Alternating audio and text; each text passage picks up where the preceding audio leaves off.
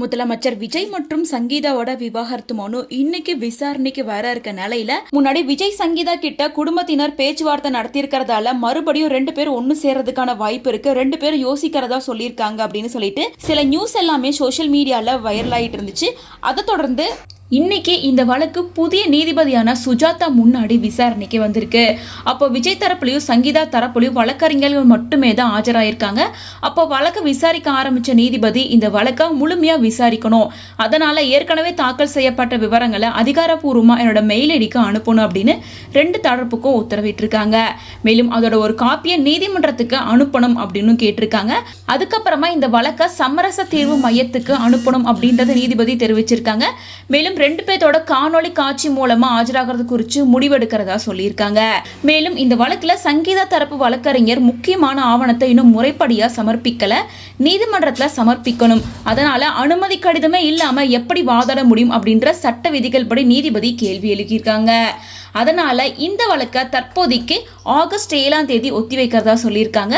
ஆனா விஜய் தரப்புல அவ்வளவு கால அவகாசம் தள்ளி வைக்க கூடாது, கூடிய சீக்கிரமா விசாரிக்கணும் அப்படின்னு கேட்டுக்கிட்டு இருக்காங்க. அதை ஏற்காத நீதிபதி ஆகஸ்ட் 7 இந்த வழக்கு மீண்டும் விசாரணைக்கு எடுத்துக்கொள்ளப்படும் அப்படின்னு அனௌன்ஸ் பண்ணியிருக்காங்க.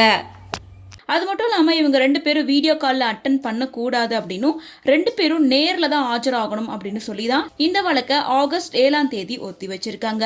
முன்னாடியே முதலமைச்சர் விஜயோட அம்மாவான சோஃபா சந்திரசேகர் விஜய் மற்றும் சங்கீதா 2 பேர்கிட்டையுமே சமாதான பேச்சுவார்த்தை நடத்தியிருக்காங்க. அதில் விஜய் சங்கீதா 2 பேரும் விவாகரத்து கொடுக்கறத பற்றி யோசிக்கிறோம், முடிவெடுக்கிறோம் அப்படின்னு சொல்லியிருந்தாங்க. மேலும் அவங்களோட குழந்தைங்களோட எதிர்காலத்தை மைண்டில் வச்சு தான் இந்த முடிவு எடுக்க போகிறதாகவும் சொல்லியிருக்காங்க. இன்னொரு பக்கம் விஜயோட அரசியல் வாழ்க்கைக்கும் இது பாதிப்பு உண்டாக்காம இருக்கணும் அப்படிங்கிறதுக்காக விஜய் சங்கீதா 2 பேருமே கொஞ்சம் டைம் கேட்டிருக்காங்க. முதலமைச்சர் விஜய் மற்றும் சங்கீதாவோட விவாகரத்து மனு கடந்த வருஷம் டிசம்பர்ல ஸ்டார்ட் பண்ணாங்க. அதுக்கப்புறமா பிப்ரவரிக்கு விசாரணைக்கு வந்த நிலையில ஏப்ரல் மாசம் விசாரணையை ஒத்தி வச்சிருந்தாங்க. எலெக்ஷன் டைம் அப்படிங்கறதுனால எலெக்ஷன் முடிஞ்சதுக்கு அப்புறமா ஜூன் 15 விசாரணைக்கு வந்திருந்த நிலையில இன்னைக்கு வீடியோ கான்ஃபரன்ஸ் மூலமா விஜய் அண்ட் சங்கீதா 2 பேரும் கோர்ட்ல ஆஜராயிருக்காங்க. ஸோ யோசிச்சு நல்ல முடிவா எடுப்பாங்க அப்படின்னு எல்லாருமே எக்ஸ்பெக்ட் பண்ணிட்டு இருக்க டைம்ல தான் இன்னைக்கு இவங்களோட மனு விசாரணைக்கு வந்திருக்கு. பட் ஆகஸ்ட் 7 2 பேருமே கோர்ட்ல நேர்ல ஆஜராகணும் அப்படின்னு நீதிமன்றத்துல இருந்து தீர்ப்பளிச்சிருக்காங்க. சோ தளபதி விஜய் மற்றும் சங்கீதா 2 பேரும் சேர்ந்து வாழ்வாங்க, நல்ல முடிவா எடுப்பாங்க அப்படின்னு ஃபேன்ஸ் பலருமே எக்ஸ்பெக்ட் பண்ணிட்டு இருக்காங்க அப்படின்ட்டு இந்த வீடியோ இப்போ சோஷியல் மீடியா முழுசும் வைரலா பேசப்படுது.